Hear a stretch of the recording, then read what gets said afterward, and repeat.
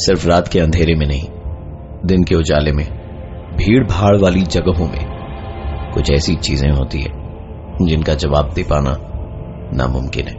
लोगों की माने तो साउथ इंडिया का एक एयरपोर्ट हॉन्टेड है। यात्रीगण कृपया ध्यान दें, फ्लाइट नंबर AE 162 अब प्रस्थान के लिए तैयार है। नवीन पेशे से एक टीवी जर्नलिस्ट है और खबर की सच्चाई तक पहुंचना उसकी आदत। बाथरूम में नवीन की मुलाकात एक आदमी से हुई जो देखते ही नवीन को पहचान गया। हाथ धोते धोते उस आदमी ने कहा, सर, अगर मेरी याददाश्त कमजोर ना हो तो आप वही टीवी जर्नलिस्ट है ना जो मैं थोड़े दिन पहले अपने चैनल पर दिखाया था कि ये एयरपोर्ट हॉन्टेड है। बुरा मत मानिएगा सर, आपके वो भूत वाले वीडियोस देखकर ना मेरे बच्चे को भी डर नहीं लगा। वो हिलता हुआ बक्सा और लिफ्ट में किसी की परछाई, सर मुझे ना सब वीडियो इफेक्ट्स का कमाल लगा।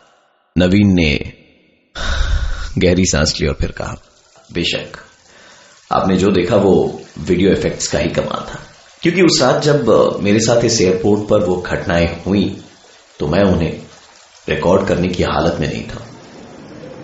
नवीन हाथ धोकर वेटिंग लाउंज में जाकर बैठा ही था कि भाई साहब उनके बगल में जा बैठे और बोले, सर अगर आपके पास वक्त हो तो जरा हमें भी बताइए कि आपने देखा क्या था।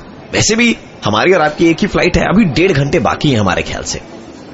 अपने को पैसेंजर की बातें सुन नवीन ने उसे बताना शुरू किया। मैं उस दिन बाथरूम में था जब मैं वॉश बेसिन में अपने हाथ धो रहा था। मैंने एक आवाज सुनी कि टॉयलेट के अंदर से फ्लश की आवाज थी।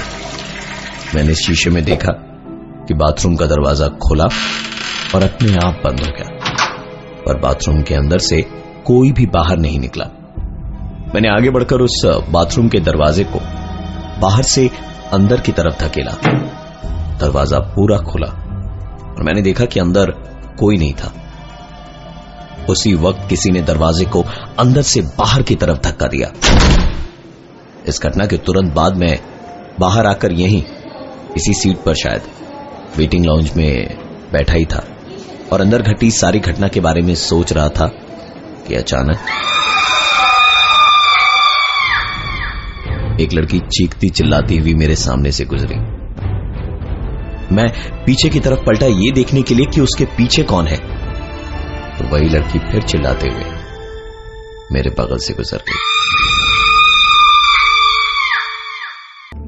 नवीन एक टीवी जर्नलिस्ट है जिसने कुछ दिन पहले एक रिपोर्ट कवर करी थी इस एयरपोर्ट के हॉन्टेड होने को लेकर, और इसी एयरपोर्ट के वेटिंग लाउंज में वो अपने साथ घटी घटनाओं के बारे में बता रहा था एक ऐसे इंसान को जिसके अनुसार नवीन साहब की ये सारी रिपोर्ट सरासर गलत थी।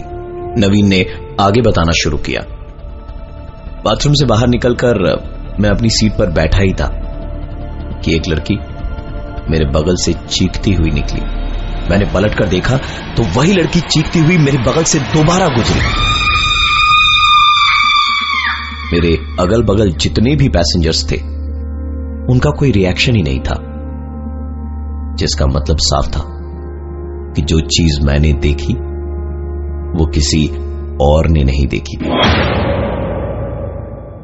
मैं दिन भर का थका हुआ था और मेरी फ्लाइट करीबन 2.5 घंटे लेट थी, इसलिए मुझे हल्की हल्की नींद भी आ रही थी। जैसे ही मेरी आंख लगी मैंने मेरे कानों में एक आवाज सुनी, इस विमान में इमरजेंसी के दौरान 2 द्वार है, गेट नंबर 8 और गेट नंबर 8। मेरी नींद टूट चुकी थी। पलटकर देखा तो वहां ऐसा कोई दिखाई नहीं दिया जो मेरे साथ इस तरह की बदतमीजी करता। ऐसा भी हो सकता है कि मैं इन सारी चीजों को फील कर पा रहा था, क्योंकि यहां आने का मेरा मकसद यही था कि मैं पता लगा पाऊं कि लोगों की कही हुई बातें कितनी सच है। मैं अपनी जगह से उठा और कॉफी लेने चला गया। कॉफी शॉप पर मैंने एक कॉफी ली, जिसके साथ कॉफी की शॉप पर काम करने वाले लड़के ने मुझे एक टिश्यू पेपर दिया जिस पर किसी का मोबाइल नंबर लिखा हुआ था। मैंने तुरंत उससे टिश्यू पेपर बदल कर देने को कहा। नए टिश्यू पेपर पर कोई नंबर नहीं था। मैंने अपनी सीट पर आकर कॉफी खत्म करी और जैसे ही टिश्यू पेपर खोला तो वो नंबर वहां भी किसी ने पेन से लिखा था और ऊपर लिखा था हेल्प मी। न जाने मुझे क्या सूझी कि मैंने अपने सेलफोन से उस नंबर पर फोन कर डाला। फोन करने पर उधर से आवाज आ रही थी।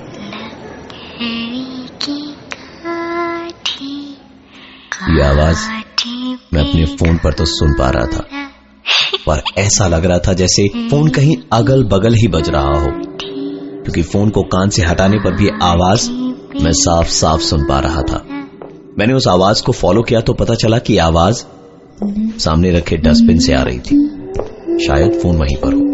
मैं डस्टबिन के अंदर झांकने को जैसे ही झुका कि किसी ने पीछे से मेरे कंधे पर हाथ रखा। नवीन, जो पेशे से टीवी जर्नलिस्ट है, वो एयरपोर्ट के वेटिंग लाउंज में बैठकर अपने एक को पैसेंजर को उसके साथ इस एयरपोर्ट पर घटी घटनाओं के बारे में बता रहा था। बताया कि उसे टिश्यू पेपर पर एक नंबर मिला था जिसे डायल करने पर एक गाने की आवाज आई, और यह आवाज फोन के अलावा उसे आस पास से भी सुनाई दे रही थी। नवीन ने आगे बताया कि मैंने आवाज को फॉलो किया तो वो डस्टबिन के अंदर से आ रही थी। मैं डस्टबिन के अंदर झांकने को जैसे ही झुका कि किसी ने पीछे से मेरे कंधे पर हाथ रखा। पलट कर देखा तो कॉफी शॉप वाला लड़का था जो मुझे चेंज देने आया था। इसके बाद मैंने डस्टबिन में झांका तो वहां कोई फोन नहीं था। मैंने दोबारा उसी नंबर पर कॉल किया तो आवाज आई, The number you're trying to reach is currently switched off. Phone disconnect करके मैं अपनी सीट पर जाकर बैठा ही था कि मेरा फोन बज उठा। ये रिंगटोन तो मेरे पास था ही नहीं, तो ये मेरे फोन पर कैसे बजा? मैंने फोन उठाया और मैं हेलो हेलो करता रहा, पर दूसरी तरफ से कोई आवाज नहीं आ रही थी। इससे पहले कि मैं फोन डिस्कनेक्ट करता कि मेरा ध्यान एक दूसरी आवाज की तरफ गया। मैंने एक लड़की को चीखते चिल्लाते और भागते हुए देखा जो सीधे जेंट्स वॉशरूम में घुस गई। न जाने मुझ में कहां से इतनी हिम्मत आई कि मैं दौड़ता हुआ वॉशरूम में घुस गया उसके पीछे पीछे। वॉशरूम के अंदर जो देखा उससे ज्यादा डरावना मैंने अपनी जिंदगी में आज तक कुछ नहीं देखा। बाथरूम में घुसते के साथ ही बाथरूम के अंदर आने का दरवाजा मेरी आंखों के सामने। बाथरूम के अंदर जो टॉयलेट्स थे उनके दरवाजे अपने आप खुलने और बंद होने लगे। और सबसे चौंकाने वाली बात, बाथरूम के शीशे में मैं उस लड़की को भागते और चीखते हुए देख पा रहा था, और ये मुझे सिर्फ और सिर्फ उस शीशे में ही दिखाई दे रहा था। नवीन, जो पेशे से टीवी जर्नलिस्ट है, वो इस एयरपोर्ट के वेटिंग लाउंज में अपने साथी पैसेंजर को इस एयरपोर्ट पर उसके साथ घटे हादसों के बारे में बता रहा था। नवीन के पास एक अननोन नंबर से फोन आया था और ठीक उसी वक्त एक लड़की चीखती हुई उसके पास से गुजरते हुए जेंट्स वॉशरूम में जा घुसी। नवीन भी उसके पीछे पीछे भागा तो वॉशरूम में घुसते के साथ ही बाहर निकलने का दरवाजा बंद हो गया, जो नवीन की कई कोशिशों के बाद भी खुला नहीं। अंदर आईने में वही लड़की चीखती भागती नजर आ रही थी। टॉयलेट का दरवाजा अपने आप खुल और बंद हो रहा था। नवीन ने हेल्पलाइन पर फोन लगाने के लिए फोन निकाला तो देखा कॉल तब भी चालू था। उसने जैसे ही फोन लाइन डिस्कनेक्ट करी तो उस लड़की का चीखना चिल्लाना, टॉयलेट के दरवाजे का खुलना बंद होना सब रुक गया और वॉशरूम का मेन गेट भी अपने आप खुल गया।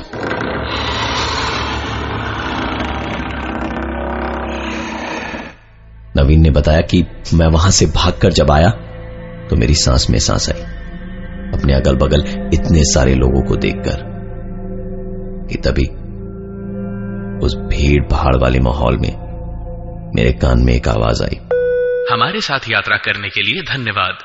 आशा करते हैं आपकी यात्रा सुखद रही। आप हमें दोबारा सेवा का मौका देंगे। धन्यवाद। मैंने पलट कर देखा तो एक टिपिकल हॉरर स्टोरी की तरह वहां कोई नहीं था। अपनी सीट से उठकर मैंने ग्राउंड स्टाफ से मेरी वाइजैक की फ्लाइट के बारे में पूछा तो पता चला कि मैंने फ्लाइट मिस कर दी है और एयरपोर्ट ऑफिशियल्स ने मेरे नाम की तकरीबन आधे घंटे तक अनाउंसमेंट करी, जो मैंने सुनी ही नहीं। नवीन की सारी बातें सुनने के बाद उसके को पैसेंजर ने कहा, सर आपकी कहानी में दम है, पिक्चर बनाइए, हिट हो जाएगी, पर वो बाथरूम वाला सीन ना थोड़ा टू मच था सर। इस नवीन ने कहा, टू मच तो था ही, क्योंकि उसी कारण तो मेरी फ्लाइट भी मिस हुई थी। नवीन और वो को पैसेंजर बात कर ही रहे थे कि अनाउंसमेंट हुई। Passengers traveling from flight number 681 are requested to board the flight from gate number 8. उसने कहा, चलिए नवीन साहब, हमारी फ्लाइट का टाइम हो गया है। तो नवीन ने कहा, हमारी नहीं, सिर्फ आपकी, मुझे तो अभी वॉशरूम जाना है। उसने कहा, जाइए जाइए, अपने भूतों से मिलकर आइए, हाँ, शायद वो आपका इंतजार कर रहे हैं, मैं आपसे फ्लाइट में मिलता हूं। इतना कहकर वो 2 कदम ही आगे बढ़ा था और पलट कर देखा तो नवीन वहां था ही नहीं। दरअसल उस एयरपोर्ट के हॉन्टेड होने की खबर को कवर करने के 1 वीक बाद नवीन की अचानक ही मौत हो गई। उस एयरपोर्ट से ट्रैवल कर चुके कई और पैसेंजर्स का कहना है कि उन्होंने नवीन नाम के एक जर्नलिस्ट को उस एयरपोर्ट पर देखा है और उससे बातें भी करी है। शायद नवीन अब आपका इंतजार कर रहा है। लकड़ी की काठी काठी पे